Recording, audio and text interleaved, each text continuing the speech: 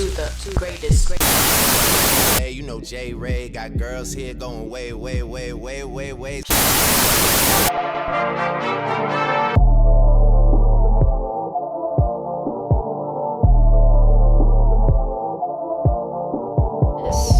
Like this, not like this. Actually, when I started my podcast, the YouTuber that I said, he said you can talk like this in Terrell podcast. Yeah. Then people can see your face too. Which so is Joe, fair. fuck you. No, I'm joking. Yeah, we kind of started off kind of strong. Hey y'all, Who is we? Oh wow, y'all see what I'm talking about? White people would never want to. I'm joking. This is Paige Kluba. She's Are you a double major or just? Yeah. Mass comm and sports comm major here at Piedmont University. Rising senior. This is episode 2 for her. Our episode 1 will drop later when we're both famous. Episode 1 is never dropping. Yeah, no, episode 1 will drop in that unreleased package, I promise. Oh, yeah. Yeah, it's going to drop. We're going to be different people from then, so don't judge us by that, but just to see our growth. No, I'm joking. But yeah, last time we talked about divorced parents. Today we're going to talk about...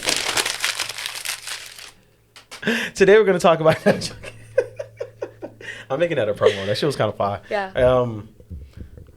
We're just going to talk. Fuck it. What do you want to start off with first? Well, okay. So JayRay wanted to talk to me about some academic pressures because I just finished my first ever solo radio show and I was stressing.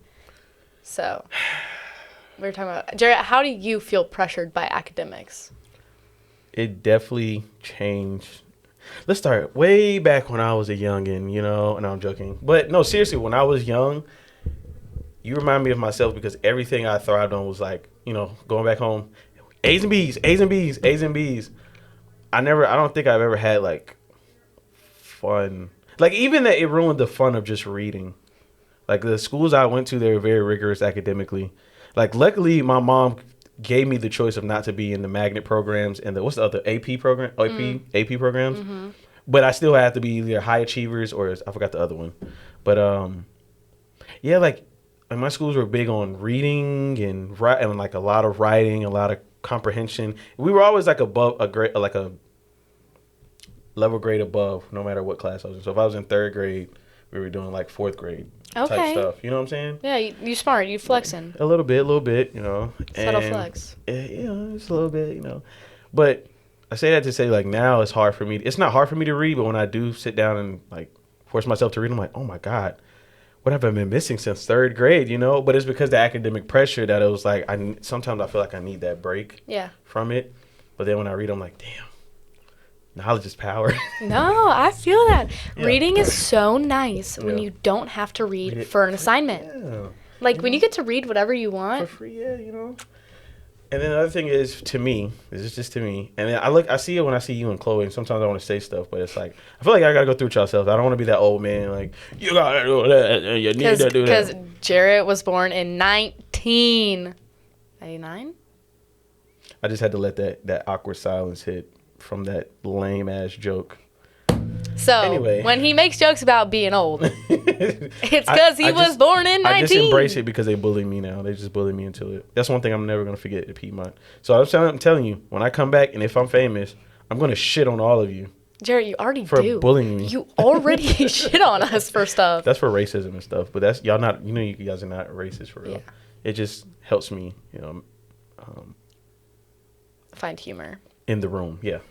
Yeah, it's not a lot of... Jared likes to put the elephant in the room. Yeah, you know. Like there is no elephant, but Jared brings the elephant. There's definitely an elephant. Do you want to know my first like day here or my first class here was Bauer's class, and I was legit the only black kid in the class. Really? I literally felt like an episode of Everybody Hates Chris. Like, and I was 30 minutes late because I couldn't find parking.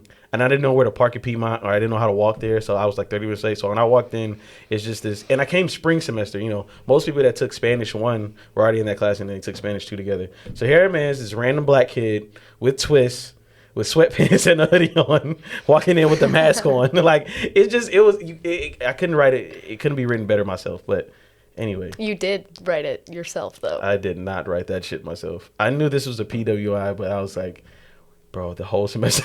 Like the only black kid, bro, and like most of the class was girls too. I think it was only like 3 guys. So anyway, that was off topic. Yeah, very. Did you visualize that though? Was that a good visualization? Yeah. Anyways, Yeah. back to academic pressures. Oh yeah, I do feel like you not much. You much said as okay. You Chloe. were trying to say about how Chloe and I. Yeah, I yeah. wouldn't say Chloe as much. Chloe's more, she tries to impress, which I think I used to do until I had my mentorships and internships, and I realized people do not give a fuck for real. It's either you're good or you're not. Like, you don't really have to, you shouldn't have to like, yes, sir, I do this, that, and you know how you have to keep, you did an internship before, and you have to keep introducing yourself, but you try to list out your accolades and what you've achieved and stuff, and they really don't give a shit. Mm-hmm. You just got to get on the mic and just prove them. Yeah. Prove that you're worth. You know what I'm saying? Yeah. So now I look at it like that. Like now when I meet industries, I go, "Hi, Mister," and I just let them talk. Y'all should have seen Jarrett yesterday in his capstone presentation. Bro killed it, and he did like an on-air impersonation in front of a guy who could potentially get him a job. I fucked that up. I already told him I had a job. I like a dumbass. I didn't think he was ever gonna hire me. You know, when You told him you already have a job if you don't, and you don't have one. I do have a job. Oh. I work at never mind. That's not important. Anyway, but yeah, I met that guy. Perfect example because I knew Sanders since 2023. I've met him like 45 times. In the past year. Yeah, and I'll try to sell myself, impress him, and he's never offered me a job. You see, I think that capstone, I think he probably would have probably hired me. But you see what I'm getting at though, right? Yeah. Like show him instead of trying to impress. Yeah. And kiss ass. You can't just, like, kissing ass never works. Yeah. Like, if it does, it ain't getting you very far. Yeah. Like, if you show what you can actually do, people are going to like that a lot better. You know? But you, like, on an interview, you can't really show your talents. True. Which sucks.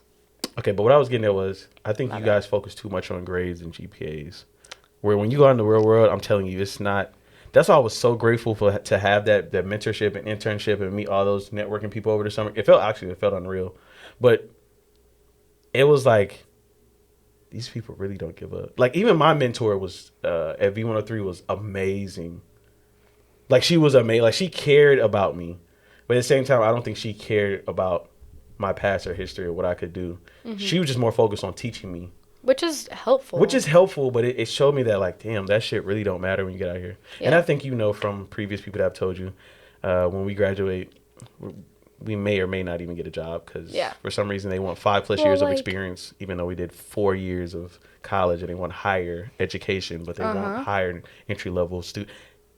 It makes no sense at all. But yeah, well, and that's the thing is, like, I understand that, like, a GPA isn't going to be a make or break decision in me getting a job or not.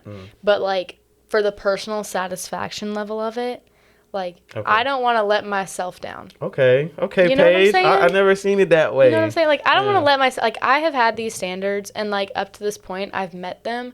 So, I mean, I have one semester left before I graduate. Why would I let my standards down now when since kindergarten I've been doing all this right? Why would I give up now? Okay, I never looked at it like that. You know what I'm saying? Yeah. And so, like, I get it. Like, if you know me, you probably know I put a lot of pressure on myself all the time. You do. A lot. But it's, like, not with the goal of, like, impressing anybody else. Like, I want to be the best for myself, not for anyone else. Wow, Paige. I don't want other people to look at me and be like, wow, she's the best. Like, no, like, I want to be able to look myself in the mirror and be like, you're killing it. You're doing what you're supposed to be doing. Shouts out to your parents. My parents never did that. I think that's why I think the way I think, because my parents were always like just A's and B's for the look of it. Like, I know my parents wanted me to have better education than they had. Yeah. They always wanted me to be better than them. But they never explained it that way, or they never explained why I should get A's and B's. It was more like get A's and B's, or, you know, you're letting us down. And so once I finally, did I ever tell you I went to like a ghetto school, like my freshman through junior year as a punishment because I kept getting in trouble? Are you serious? School? Yeah. I would get in trouble for the things I do now, like clown shit. I wasn't like fighting or selling drugs or anything. It was like, and it was crazy because they would just constantly say, they would say the same thing in every parent-teacher meeting, no matter what grade it was, no matter what school. He's a very bright student. He just is talking. He's talking and he's clowning. You know, we're reciting the days of the month, so he's singing something for 50 Cent. It's just a distraction. And so, I guess my parents got tired of it. It got to the point my parents stopped whooping me. Like, they were tired of whooping me because it wasn't working. And they was like, they sat me down like, this is your punishment. So I went to this school called Chambly. Yeah. It's a rigorous, you know Chambly? Okay, so I hate okay. So you know Chambly and then there's Chambly Charter High School. So they're both the same. They're very diverse. They're very rigorous academically. And I knew all my friends here. Like I grew up with these guys 6th through 8th, and we were going to go to high school together. My parents were like, nah. And they knew that because they knew I loved my friends and I kind of liked Chambly a little bit. And you know what I'm saying? It was familiar. He's like, nah, you're going to go to the school that's right up the street from here, and you want to act up. You're not going to be with your friends. You're going to a school that pretty much, I hate to shit on Clarkson because I hope to one day go back there and kind of change how things are, but it's really not. There are some teachers there that care. I just don't think that school overall cares. Yeah. Like my first few days, I think I saw a 16-year-old pregnant girl. I seen fights. Wow. I seen a lot of gang shit. It's just, it also comes from the top down. And if the administration's not doing anything, then like the teachers aren't going to do anything either. So it's like, it's a trickle down effect. It is, but there are a few teachers that actually care, but there's some that care and just gave up. Yeah. You know, so pretty much it's like that. It's like that ideal hood movie type of high school. Like you ever seen the one with the white lady, and she goes to that black school and she kind of helps that it's like that literature class, but I can't think of Freedom Writers. I've heard of it, but I haven't seen it. No. Racist, but anyway, this is what she was talking about earlier. I bring the elephant into. And he be talking about clowning around. Are you kidding me? You know. It's just me. I'm screenshotting that as our side eye as. Okay, but yeah, that's just one thing. I don't even know where I was going with it. Okay, switch. You're saying that you got like punished. Oh yeah. I was punished, and then, but yeah, and then I kind of stopped caring about grades as much. Yeah. Like I would just do enough to pass. Versus in the past, like it was like sometimes a B wasn't even good enough for my parents. Like it had to be a damn near 89. You know what I'm saying? And then I went back to Chambly and I did okay. Like I got back to my roots. It was like different. It was kind of like getting back into the culture, but it was like, damn, this ain't how it was at Clarkson. It's like this feels like middle school. So I got to be on my A's and P's. And then I got here and I really realized that, like, instead of going to my professors for like to check my paper to see if it's a good grade, let me have them check it to see if I'm like qualified for the next job. You know what I'm saying? That's how people wonder why like I'm in the office with Jackson for so long. And it's like, at first I used to go to her just to see like, did I do this right? Will I get an A on this? And then it turned into like, how can I improve this? How can I better this? Like, how can I catch the viewer's attention? Like, if I put this out, will it gain attention? Does this make sense? Does it emphasize the message that I want to do? And then I learned like, yes, not about grades, because grades are honestly, they if you look at them from a subsurface level, honestly, they're all subjective anyway. Yeah.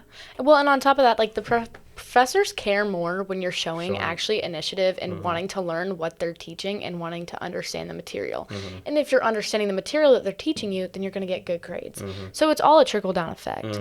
So I don't know. I think it's very respectable to like be willing to learn. It's the students who just want to get A's and B's for no reason, then it's like, okay, it's like I want to keep my grades, but like I also want to learn the material. Exactly. It's like, and I'm going to take the time to learn the material, yes, to get a grade, but also because it's something I need to know. Yeah. And I initially feel like if you're just there to get the grades and then you end up graduating, like, well, did you do it for the passion of whatever that interest is, or did you just, you know what I'm saying? Yeah. And that's why a lot of people wonder why they get this degree, and it's like, oh man, I hate repeating myself. One thing, Paige, do you agree with this? Is I say a lot of people say school isn't for them, and I say I kind of disagree, because, well, you have to have an interest, you have to have a passion, you have to have something interest to go to school. Yeah. But I think the most important thing is picking the right school. A lot of people do not pick the right school. And there are hundreds of different degrees and like pathways that you can go down. Like you will find a passion of something you're passionate for. Yeah. I mean, nobody enjoys going to take a test and doing a presentation and all this stuff, but like it's just part of it. And it's like if you're actually passionate about it, you'll go. And that's like you were saying, like when they get the degree over something that they think is either going to make them money or they just did it to do it, and then they get in the real world and like, I hate my job. Well, why did you follow through with something and just get the grades for it instead of looking for maybe something you were more passionate about? And that goes back to something we talked about in the last episode, Miss Drake, is they don't when you're high school, your senior is preparing you for college, that's just things they don't tell you. They just tell you how to apply, admissions, how school works, how the, what's that thing called? Where you have to get that score? The ACT. Yeah, the ACTs. SAT. Yeah, SATs. But they don't tell you, like, you have to pick the right school for you. Yeah. It's almost like how sports, that they tell you, pick the right school for you. Where are you going to fit in? once the season starts. They always ask where you're going and what your major going to be, but they don't ask why. Why? Like I always say, Piedmont was a perfect fit for me. Like, I don't even think I would have excelled at SCAD like I do at Piedmont. You know what I'm saying? Mm-hmm. It was just like the perfect fit for me. And I feel like when people say, especially people that tried school and it didn't work, I'm like, well, try a different school or do some research on other schools where you can see you feel like. I love this school because all of our assignments, and you can agree on this, are pretty much like the work field. You know what I'm saying? Yeah. When it comes to your newspapers, you're not just writing stories. You have to actually go out and interview people, record it. It's like being an actual journalist. Yes. You're just not getting paid for it. You're just getting a grade. But eventually those skills are gonna, they're gonna help you in the professional world. Like if I was here writing essays on how to fucking record. That's you have to practice it to actually understand how to do it. And but that's what I'm saying. This is perfect for me because I am I'm a hands-on learner. Mm-hmm. I can be a visual sometimes, but I love hands-on. Yeah, me too. Yeah, so. And that's like something the other day, like I'm in theory and research right now, and we're working on the paper, and like Professor Hudgens can explain it as hard and as much as she wants, but if I don't sit down and look at the like examples and like correlate mine to the example, I'm not going to understand how to do it. Exactly. So it's like stuff like that, and like she's a great professor and she understands that as well, so she provides us with plenty of opportunities to like help, because you can't, like, students need all three, in my opinion: audio, visual, and like kinesthetic, like hands-on. Like you can't just have one. Like, you're not going to learn. But I feel like the most effective way to actually learn something is by doing all of it. With Professor Jackson, filming videos and all that stuff and editing them, you can't just watch videos on how to edit and then expect to be able to do it. You got to practice it, especially in our major. Like other majors, biology, it may be different, but I mean, I feel like even for science majors, you got to practice. Period. All right. I think that's all we have for academics. What was the other one you wanted to talk about? We're going to talk about how I thought about this during his presentation yesterday, because in his capstone, he does Back in the Day with JayRay, 70s, 80s, and 90s music, R&B, hip-hop, right? I'm on it, but I'm actually not on it. JayRay never invited me on the show, but... Oh, I didn't. No. I'm not gonna lie. I wanted to be all black. I'm just gonna be. That's okay. I look. You wanted to be all black interviews. Yeah. But I didn't know you listened to hip hop and R&B. I knew you liked alternative and rock and stuff like that though too. I like a lot of music, but anyways. She loves Green Day. I do. He inspired me because he talked about how like his music influences different people, and like how people from different areas listen to his music, and how like what they listened to during their generation, time period, whatever, like influenced who they are and made an impact in their lives. So I thought we should talk about how music impacts people. Okay. I just did a radio show on country music breakups, and we kind of talked about a little bit about like how people listen to country music or music when they're going through a breakup. And the outline of my show was kind of a guide to getting over a breakup through country music. So it started off with songs that was like, dang, we just broke up. And as it went on, it was like the last song was Down to My Last Teardrop. Like, I don't care anymore. Like, it's over. We're good. I'm moving on. And so I think music can impact people like that. You want to know the first, my first introduction to country a couple years ago? What? Was Mercy by Brett Young. Oh, that's such a good song. And my thing was, too, it's heartbreaking. You know what I'm saying? And nobody ever introduced me to country. Like, usually you hear, that's just for white people. That's just for, in my community. I'm being honest. I'm just being 100% honest. And people hate now that I bring this up. I'm like, damn.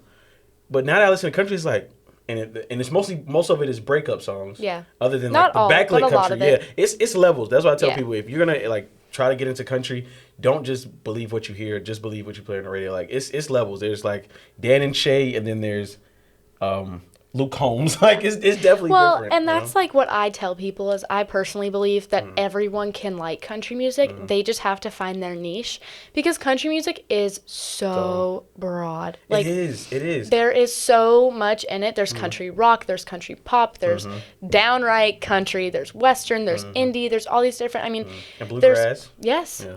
And there's plenty of black country artists as well. I mean, Jimmy Allen is phenomenal, and he's like, if you haven't heard of him, he's very good. And a ton of others, a lot of people hate on Kane Brown, But Why do people hate on Kane Brown? I like Kane Brown. I like him too, but he is very pop country.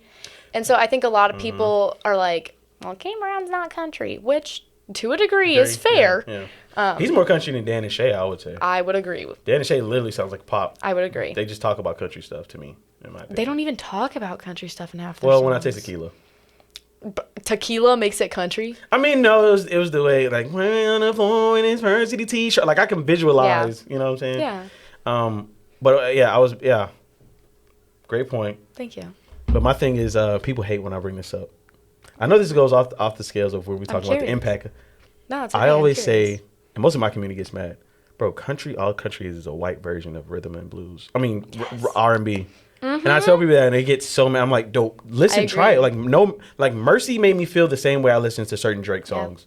I love R&B too. Yeah. Like Usher's Confessions album. But it's all the same. It's just so a different tone. And it is. It's just like a different vibe. Like they talk about the same things. Like the vibe of the song is the same thing. It's just a different tune. There's a guitar instead of. Yeah. Yeah. I will say that too. When I went to Brett Young's concert. You went to the concert? Yeah, I went to concert with AB. That's so fun. It was my third concert ever, my first country concert. And when I tell you, and it's gonna make me, I feel like people gonna put me in this Candace Owen box because my last few episodes, I've been shitting on black people. But it's like I'm shitting on us because we need to do better. When I tell you like live music, bro. Oh my God. That shit, like I only knew 30% of the songs, by the way. Yeah. And I still enjoyed the concert because it was like live music. And we've definitely lost that. Like in our music, and we used to kill that shit, especially when we was segregation days and shit. You know what I'm saying? It came from the soul. Hate to bring that up, but I'm just saying, like, you know. I love that country. Like, I could go to a country music concert and not know the artist and have a wonderful time because they make it fun. Yeah. I feel like if I went to a rap concert and I didn't know any of the songs or the artist, I would have a miserable time because it's just, oh, that's your DJ. like they just lip sing. They don't even like. It's more like a rave than it is a concert. Yes. And so like country, like I love because they are actually singing and like one. I looked at AB, I was like, his voice is so amazing. He sounds just like the album. I felt dumb saying that, but I was like, no, it's crazy. true. And then on top of that, it's like they perform with it too. Like they get the crowd involved. They sing different songs. A lot of the times they have guests, and it's like they're actually showcasing like their voice and their talent and not just like, oh, people like this song, it's on the top 40 hits, exactly, like, or croning or auto tune. I'm just like, man, we're so much better than that. It's times where I hear like, I don't know if you know who Summer Walker is. I do. When she first came out, I was like, she might bring R&B back because R&B was dying for a minute. But then I heard like one song that was produced by her ex, not KT Keith, whatever his name is, but and it was one part of the song where you hear like the croning. I still don't know what croning is, but I just know like you can hear it. Yeah, it modulates your voice. Something like that. But and I was like, why? Yeah, you have that like soul, like that Aretha, Aretha Franklin. Like I don't know how to describe it, man. Yeah, but you get what I'm saying. Yeah, that makes you feel it, man. Feel the pain. Like don't hide your voice behind. And instead, now everybody just wants to sound like SZA. And SZA has a beautiful voice. Y'all see how she said it, right? Because I said that earlier in one of the episodes. I don't remember. But like SZA has a nice voice. She's not personally my taste, but she does have a nice voice and she does produce good music. We're gonna come back to that. Okay. But like if all musicians sounded the same, then like what's the point? Exactly. What's the point? But you know what ruined that? Yeah, we get all off topic from the impact of music, but this is still somewhat in the music realm. And me and Chris I don't know if me and Chris talked about this. I can even keep up with my episodes. Yeah. By the way, I said that. I did not say that. Chris said that. And I disagreed with him. I said everybody sounds more like Janae Aiko. But either or, they all do sound the same. Yes. Rap too, but anyway, damn. Fuck. I lost. Were you about to hate on me for not being a big I wasn't going to hate on. I was going to ask why, but I'm going to leave that later. We was getting to a more important factor. Streaming. Streaming killed that. Streaming killed that. I agree. Everybody doesn't. You remember when I answered that question? I thought hey. If you were surprised by that, I gave you a But I'm sorry. This is like my alter ego. But you remember when Joe asked me like which award would I want? Yeah. And I said neither. Yeah, I thought that was great. I don't want to. Yeah, I don't want my work to be based off of achievements or money because then you eventually lose that passion or you lose that drive and that creativity that makes you, I don't know how to explain it. So that's how exactly I tried to explain it yesterday. But once I, elevate a little bit up here, you know what I'm saying? We get right here and I can talk like Paige and explain myself and transparently, intricately. No, I'm joking. But you get what I'm saying. And I feel like now that's like everybody's going after numbers. And it ruins the... Like, I'm sorry, you see 16-year-old girls like making up their entire bedroom with balloons and stuff because they hit 15,000 followers. I'm like, I'm sorry. You are like a child, first of all. And second of all, what do you need those, like, influencers? I'm sorry. What are you influencing? Yeah. Me to purchase things? Like, I am not going to sit there and spend 20 minutes watching your vlog about your life when I have my own life to be living. Exactly. It makes me mad. Like, the people are making money off of being an influencer. Like, what? And I feel like that's how music has transitioned too. Like, my favorite rapper is Drake. Everybody knows this. And I remember when people like, because I was kind of biased of it, but people were like, we want the old Drake, not the new Drake. I was speaking more of the music quality. They were saying the quality of music and his image. And I was like, I don't know what y'all saying. His music's not trash now, but compared to what it was, we still can hear like he has the capability of still making the old music.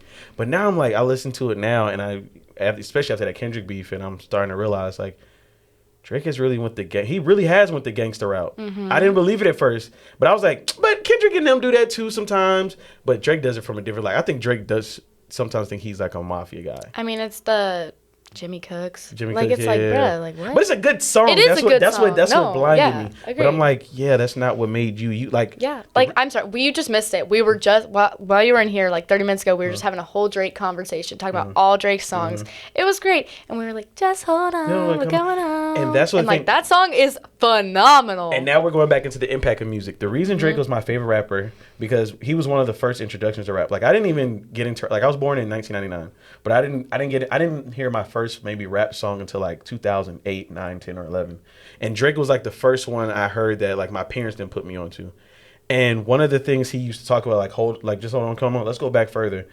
When he was talking about successful, and he was like, I just want to be successful. I felt that. He used to always advocate, he used to always talk about the issues with growing up in a household with where his parents split. I mean, he used to berate them in all his songs, but I felt it because you could relate. What I felt. I could relate. Yeah. You know how relationships work out. How like I'm trying to be vulnerable, but girls aren't this and this ain't that. And it was just like I can relate to almost every single album was like the season of how I was feeling. Yeah. And then after like Scorpion, it was just more like it was a couple of songs. He did it for the views and he did it for the listens and what was going to be popular on TikTok. You know, I miss when like artists used to make bodies of work and also take their time. The length of songs is getting out of hand. Yeah. Like Rich Baby Daddy being like 7 minutes long. Like, are you, why? I only listened to the first 3 minutes and then I hit skip. Yeah, like, there's, get to the point. Like, some of the best songs from like 60s, 70s, 80s are like a minute and a half, 2 minutes. And it's like, it leaves you wishing there was more. Yeah. And I'm like, dang, I wish that song would go longer. Which makes me like, okay, I'll play it again. But now the songs are so long that I'm like, bruh, can this be over already? I felt like that on some of Kendrick's album. Listen to Kendrick's album, GNX. It's pretty good. Okay. I felt like that on some of his albums. But his is more, he's more, what do you call him? Not woke. I forgot the word, dude. He's more like, they always say it, though. They always say it in the comments. They make it funny. But he's more like it's deep, but it's not. It's a word for it. I can't think right now. The old noggin. But yeah, I miss when it wasn't even about the time limit. It was just about creating this body of work because you had to. I mean, like you had to. If it wasn't good, like people were not going to the stores to buy your CD or your vinyl. Yeah. Like that. You know what I'm saying? You had to get people. You have to make music that will get people out of their seats. I remember going to Barnes & Noble to go pick up the Taylor Swift Folklore CD. Exactly. Because I was so excited. And it was snowing. And in Georgia, we don't got snowplows. We don't have ice. And I was like, I'm driving to get this album. Because it was worth it. And now I'm like, there's no album that I'm really like, I need to have this on a CD. Exactly. Especially, I mean, streaming is part of that. Like, I can just stream it. But also, it's like, I'm a big CD collector. I love my CDs. If it's not worth getting a CD for, then it's like, It's like artists are losing their touch, and they're not talking about stories anymore. Like the reason Drake was so different from everybody, and even you take Taylor Swift too, they would take their personal stories and put it in their music, things that people can relate to. Yep. Skyrocket. And that is why I love country music because 90% of it is all storytelling. I mean, you listen. Riley Green covered a song called "Where Corn Don't Grow," one of my favorites because it is like. Even though I can't relate directly to it, I can relate to it, and it's so heartfelt. Luke Combs, so many of his songs are so relatable. Like, the country music's songs are very storytelling, and, like, from as long as country's been around. And that's personally why I like it so much, and I feel like it appeals to so many people is because, one, they can relate to it, and two, the quality of the voices, like we were talking about earlier. Like, it's an actual voice. It's not auto-tuned. It's authentic. It's authentic, yeah. It's them. So, hopefully we can put you on some more country. Yeah. I need to get back in there. I think I'll show you my country list after this. But, yeah, I've lost it. Yeah. I think in 2021, once I got into Brett Young, I started listening to a lot, and then I kind of just stopped. You know, I just go back to what I used to listen to. Have you heard the song Gabrielle? By who? Brett Young. It's very good. See, I stopped listening a little bit. Like after his like second or third album I heard, I stopped listening. Yeah. I want to get like I missed out on the Jelly Roll. See, Jelly Roll's good, but I think his songs are too like not to say like whiny, but like a little bit to where it's like, all right, I can't really do it too much. But he is very popular right now, and I understand why he's popular. But me personally, I can't just. I missed out on a little Morgan Wallen. I got like one album from Morgan Wallen, and after that, I couldn't tell you who. But I got a lot. Like I knew most of the names you named. I knew. Yeah. But yeah, that's I'm gonna miss you, Paige. I'm gonna miss you too. We could have did more of these. I know. You can just come back and we can hit up some podcast episodes. Yeah, I'll do it on the week of Capstone. The week you have Capstone, so you can be stressed crazy. Maybe I'll just decide to do a radio show. Yeah. Where do you live? Not like address wise, but like Duluth, go ahead. Coming. Yeah, that's pretty far. Wait, you close to what? Okay. Better yet, what's the landmark? What's the nearest mall to you? Wait, Cumming, Georgia? Yes. Oh my God. Like North Point, Avalon, the Collection. Oh, we're close, but we're not close. Yeah. Like 40 40 minutes. That ain't bad. North Point Mall. God dang. Yeah. JayRay was supposed to plan an Athens trip, and he's we still waiting on it. We got Tuesday. We really low key could go this Saturday. I was supposed to be going to I hope he doesn't watch this episode. I was supposed to be going to a birthday party. I low key don't want to go. Only because I got like a lot of work to do. And Well, Saturday is the UGA SEC final. I don't know where it is. So wouldn't that be the perfect time? I think it's in Atlanta. So a lot of Athens kids make like they're either gonna go out in Athens or they're gonna go to Atlanta. It's up to y'all. We'll see. Eric will be here. Now you're making me Paige. Go to your birthday party. If your friend's watching, you can't ditch him. I know. It's like I want to go, but it's like I have so much to do. Yeah. And I low key like I've been staying away from Atlanta. That's been helping with gas money. So yeah. Yeah, I'm kind of broke on gas too. We'll see. We'll talk about it later. We'll see. Okay. All right. That was I don't know what we're gonna name this episode, but that was Paige Kluba. I'm gonna post this one. I'm actually gonna post this one. Yay! Thank you for having me. No problem. Are you gonna send this one to your parents? I might, yeah, okay. Actually. Okay. Yeah, I could. Hey, Miss Kluba. Hey, Mr. Wait. What does she go by now? Yeah. Is she still Kluba? Yeah. Okay. Hey, Mr. Kluba. I'm Jared. We love Jared. He's cool.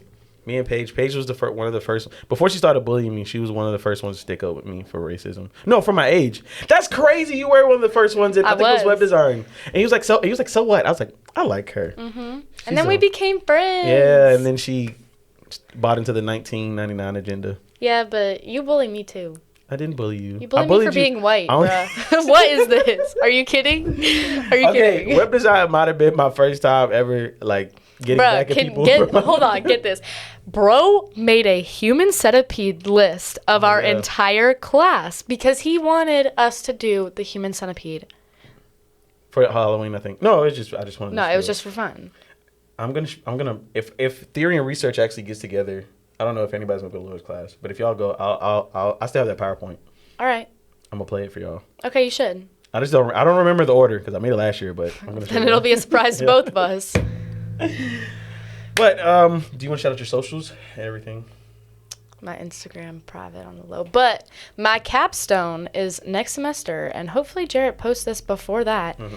And my social is called Sideline Secrets on Instagram. Okay. So give that a follow. Did you already create it? Yeah, I did. I created it because I wanted to lock down the username. Oh, okay. I'll Sideline Secrets on Instagram. I'm gonna put it right here somewhere, or right here, or right here, or right here, right here, right here, right here. There's 0 followers right now, so don't be alarmed. But it is real, and it is me. Or maybe you should say follow, so there aren't 0 followers. That too. See? Please.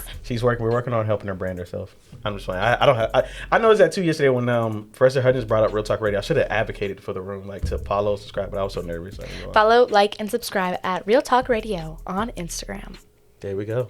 All right, so yeah, what she said on YouTube for our YouTubers. Instagram real.t.radio, TikTok Real Talk Radio with 2 O's, Gmail, hit us up in the Gmail, realtalkradio626@gmail.com. Do you want to leave them with the inspirational quote again? Inspirational quote. Yeah, you good at these pages. You got this. Good at these. Do your best. Try hard. Have fun. Live, laugh, love. Kidding. Okay. Live, laugh. What? Live, laugh, love. Oh, why you say kidding though? Because that's cheesy. Okay. But anyways, if you're in school, best of luck with school. And like we mentioned earlier, don't focus so hard on your grades. Focus on doing it better for yourself and bettering yourself. And find out your talents and cater to those. Make yourself happy. Do what makes you happy. Gonna miss you, Paige. We love Paige, y'all, but we out.